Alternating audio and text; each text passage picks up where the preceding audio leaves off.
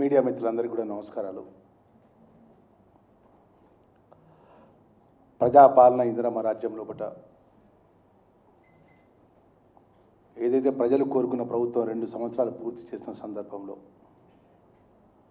రాష్ట్ర ముఖ్యమంత్రి పెద్దలు రేవంత్ రెడ్డి గారి నేతృత్వం లోపట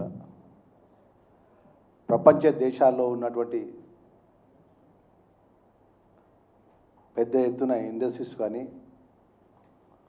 పెట్టుబడిదారికి సంబంధించినటువంటి కంపెనీస్ కానీ హైదరాబాదు తెలంగాణ స్టేట్కి వచ్చే విధంగా రేజింగ్ 2047 గ్లోబల్ సమ్మిట్ యొక్క కార్యక్రమాన్ని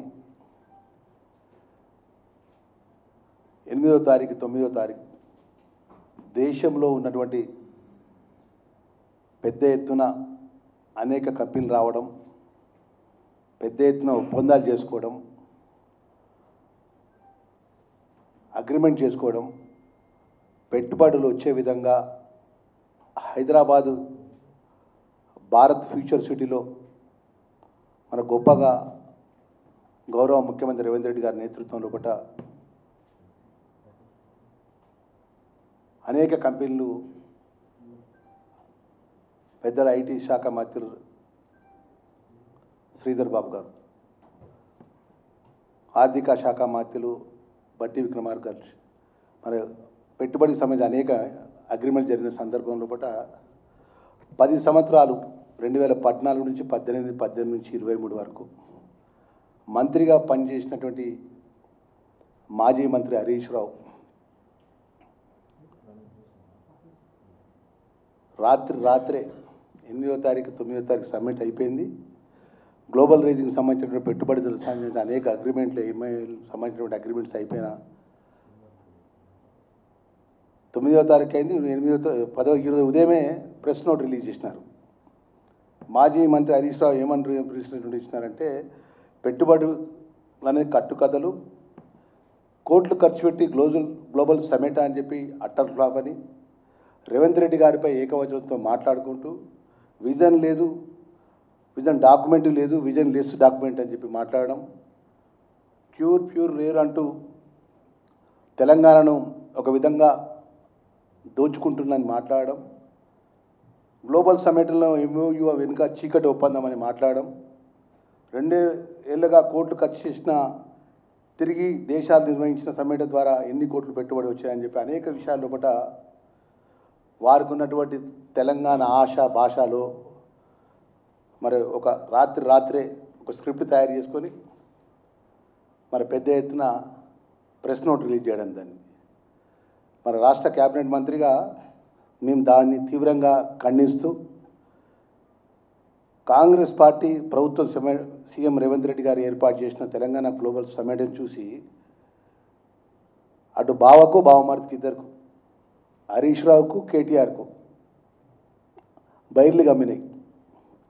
ఎందుకంటే వాళ్ళు మొదటి నుంచి కూడా కేటీఆర్ గారు ఏమనుకుంటుంటే, కార్పొరేట్ లెవెల్లో ఇంగ్లీష్ మాట్లాడతా అమెరికా చదువుకున్న ఐటీ శాఖ మంత్రిగా గొప్పగా పనిచేసిన అని ఆయనకైనా ఊహించుకున్నటువంటి ఒక మాజీ మంత్రి. ఇక హరీష్ రావు గారేమో ఎప్పుడు తొందరగా మా టీఆర్ఎస్ బీఆర్ఎస్ పార్టీకి సంబంధించినటువంటి ఆ కుటుంబ తగాదాల లోపల పగ్గాలు తీసుకొని ఎప్పుడు తొందరగా నేను ఆ ఒక కుర్చీలో అధ్యక్ష కూర్చున్నాను ఆయన ఆలోచన విధాన పరంగా ఈరోజు ఇంత పెద్ద గొప్ప సమ్మిట్ జరిగి లక్షలాది రూపాయల పెట్టుబడి వచ్చి ఆ పెట్టుబడి సంబంధించినటువంటి ప్రపంచ దేశాల్లో ఉన్నటువంటి కంపెనీస్ వచ్చి నేరుగా మన హైదరాబాద్లో వచ్చి మాట్లాడిన సందర్భంలో పట్ల మరి ఈ హరీష్ రావు గారు ఆ పెట్టుబడిని చూసి కడుపు రగుల్చుకపోయి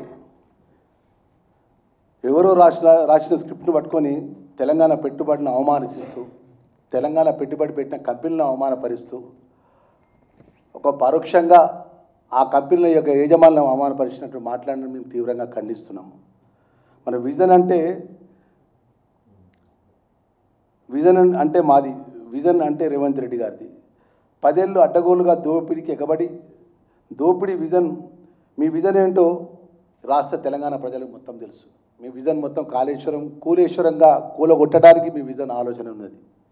మా విజన్ ఈ తెలంగాణ ప్రజల యువత భవిష్యత్తు 2047 విజన్ పరంగా తెలంగాణ ప్రజల యొక్క భవిష్యత్తు, యువత భవిష్యత్తు గొప్పగా పెట్టుబడి ద్వారా పెద్ద పెద్ద కంపెనీస్ వచ్చి ఉద్యోగాల పరంగా అన్ని విధాల ముందుకు పోవాలని ఒక విజన్ గౌరవ ముఖ్యమంత్రి రేవంత్ రెడ్డి గారిది. మరి 10 ఏళ్ళుగా అడ్డగోలుగా దోపిడీకి ఎగబడి దోపిడీ విజన్ అంటే ఈ విజన్ అంటే కాళేశ్వరంలో కట్టడం తెలిసింది.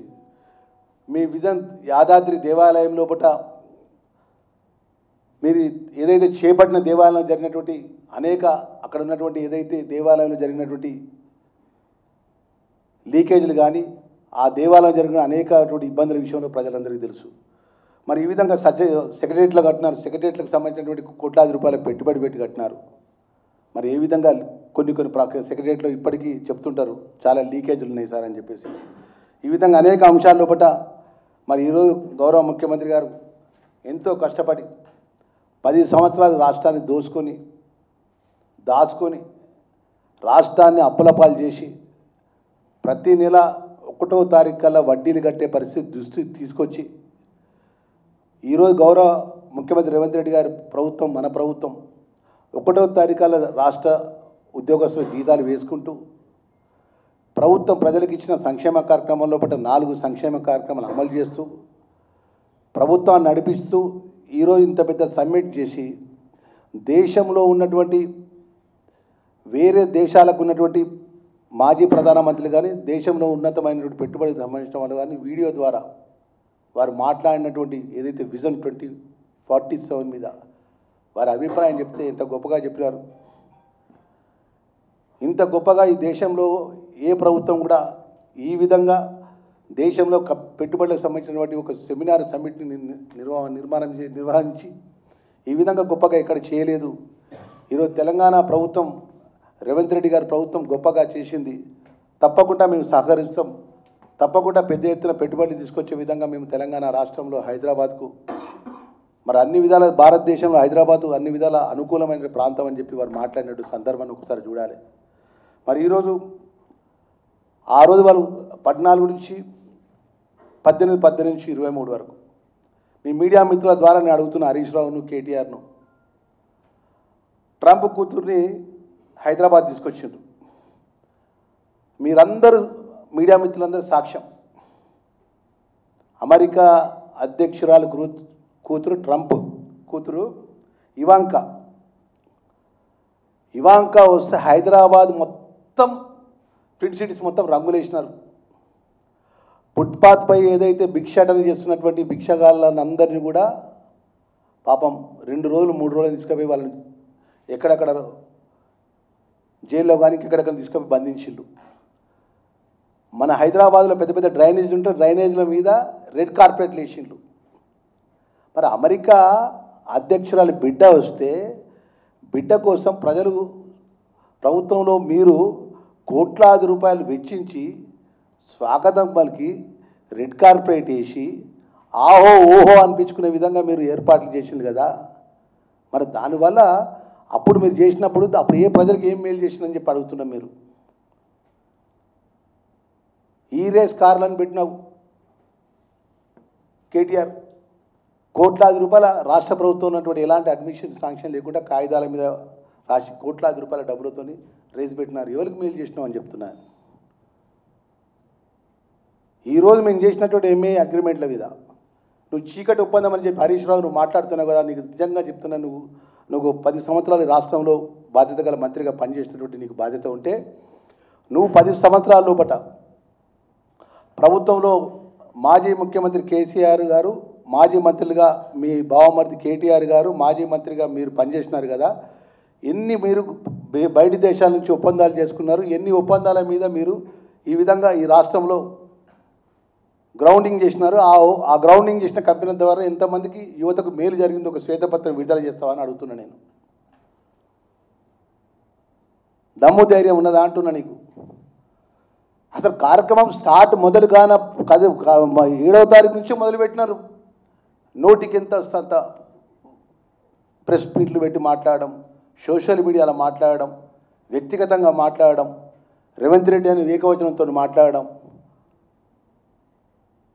ఒక 2 సంవత్సరాల లోపట్నే ఇంత ఉక్రోషం, ఇంత జలసి, ఇంత కోపం ఎందుకండి హరీష్ రావుకు అంత నీకు జెలసీ, అంత ఉక్రోషం ఎందుకు నీకు అంటున్నా? ప్రభుత్వంలో ఉన్నటువంటి ముఖ్యమంత్రి గారు రాష్ట్ర క్యాబినెట్లో ఈ యొక్క సమ్మిట్కి సంబంధించిన అంశాలు ముందు పెట్టి ఈ రాష్ట్రంలో ఉన్నటువంటి అన్ని వర్గాలకు సంబంధించిన ఏ విధంగా ఈ సమ్మిట్లో చర్చించాలని, పెట్టుబడులు ఏ విధంగా తీసుకొచ్చే విధంగా ఈ సెమినార్ను ముందుకు తీసుకెళ్లాలనే విషయంలో పట్ల క్యాబినెట్ నిర్ణయం తీసుకొని ఆ నిర్ణయం ప్రకారం మేము సబ్మిట్ చేస్తే ఇంత ఉక్రోషం నీకు ఎందుకని చెప్పి అడుగుతున్నాను నేను.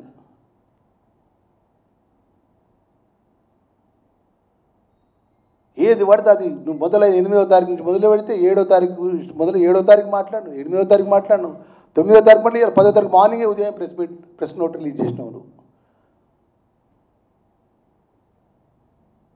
మేము చేసే మంచి నేను నచ్చలేదా అంటున్నా నీకు.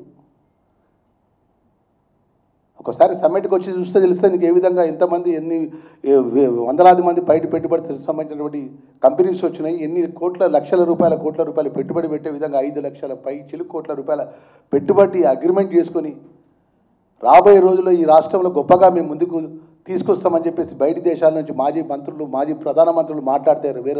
వేరే దేశంలో ఉన్నట్టు గొప్పగా ఉన్న పదవిలో ఉన్న వాళ్ళు మాట్లాడి ఈ దేశంలో ఉన్నటువంటి ఆర్థికవేత్త